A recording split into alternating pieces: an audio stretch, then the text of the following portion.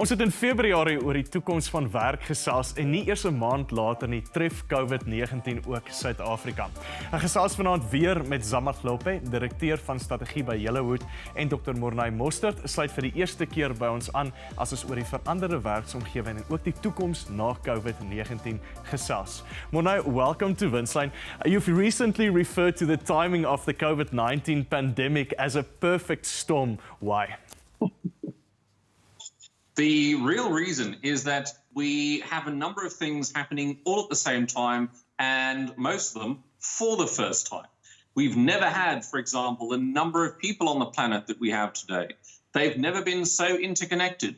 Never have the rules been so complex. Never has society had so much choice. Never also have we expected the speed at which this has happened. And finally, the last driver of complexity, never have things been so dematerialized. In other words, so difficult to feel and touch and see. And so based on these 6 drivers of complexity, at no time in the 350,000-year history of humanity has the storm been this perfectly designed for the kind of crisis that we're in today. Wow. Zama, when we had you in the studio in February, not too long ago, COVID-19 broke out and we spoke to you about the future of work and how that's going to fundamentally change, but it kind of felt still way into the future. How has the pandemic changed your view of what the future of work is actually looking like at the moment? So interestingly enough, it's not that it's changed it. It's really affirmed a lot of what we thought at the beginning would be important. You remember we spoke about how the biggest threat to any conversation about the future of work is not tech, and that people needed to just calm down and see what the realities would look like. And I guess COVID-19 has really just taught us that the change would happen regardless. It's the adaptation to that change that was always going to be the most important thing. Morné, it's fascinating. This virus has affected probably 98% of all businesses in the country. Nobody came out unscathed. How would you say, what's going to separate successful companies from those that are not successful? Well, I think from our perspective, when we study the DNA of a crisis, one of the things that does, and you said it in your introduction, is it makes us ask new questions. Questions that we didn't think needed to be revisited. For example, what is work?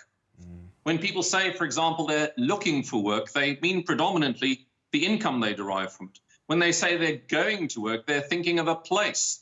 And when they say they don't like where they work, they don't mean the place, they mean the culture, the opportunity perhaps to be creative might be limited. And so I think companies that are willing to ask these questions again, that will not just simply behave as if the past has frozen during lockdown and will simply unfreeze as we continue, those will be the more competitive companies. We've already heard, for example, that leading companies like Twitter have already suggested that they will be managing employees based on the outcomes in a method known as virtual results-only work environments.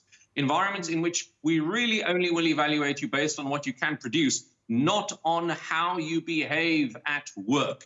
In the 19th and 20th century, people were essentially managed on both the process, that is how to achieve the outcomes, and the outcomes themselves. Competitive companies of the future will be mainly concerned with results. Zama, coming to what Morné is saying, oh, sorry, if you wanted to add. I think he raises a very good point about the nature of what the businesses who will succeed look like. But I think what also is very important from a South African context is the companies who are able to figure out the dynamics of the labor market in South Africa quickly. So everything from what does being a competitive employer look like? Because everything now is changing from, if you imagine, remuneration is changing. The nature of how the structure of what I pay you versus the cost of you working for me looks like. How do you manage performances online? How do you manage CCMA processes?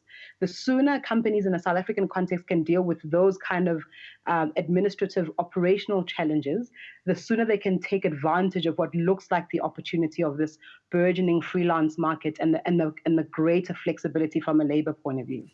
Morné, we hear about the fact fact that small businesses and all businesses have to be adaptable, but more importantly that organizations have to be learning organizations. Isn't that the important part? Is that, the successful companies should have learned something from this pandemic. What are the questions that entrepreneurs should be asking, and what are the key learnings that you hope entrepreneurs actually get from this pandemic?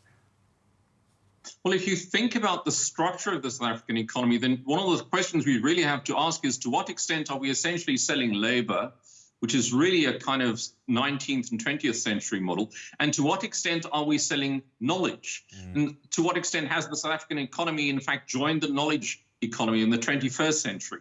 And that's really where the opportunity lies. And so really our ability to adapt to the knowledge economy, which has everything to do with the fact that machines have dematerialized and we can't really essentially see what's going on because we're producing intellectual products, those I think will be essential. And so from our perspective, skills that govern this kind of success include cognitive, intellectual skills, like analytical skills, strategic skills, systems thinking skills, futures thinking skills, and of course the very well-known creative skills. Now, the kind of technology that we're working on at the moment, these kinds of platforms that we're talking on now, the other platforms that we use for meetings during the day, those are extremely valuable for information sharing, often one-directional or very basic level of consensus forming.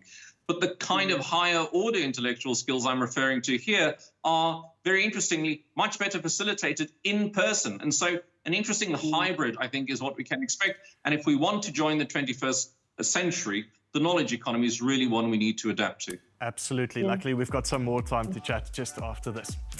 Ons neem natuurlik 'n kort advertensiebreek en sit die gesprek hierna voort. Bly net waar jy is.